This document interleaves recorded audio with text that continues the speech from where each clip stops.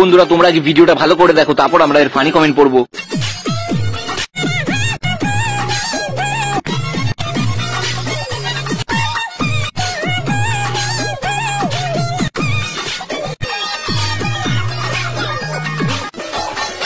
এই ছাপড়িটা মনে হয় এ জীবনে আর মাস্ক খুলবে না।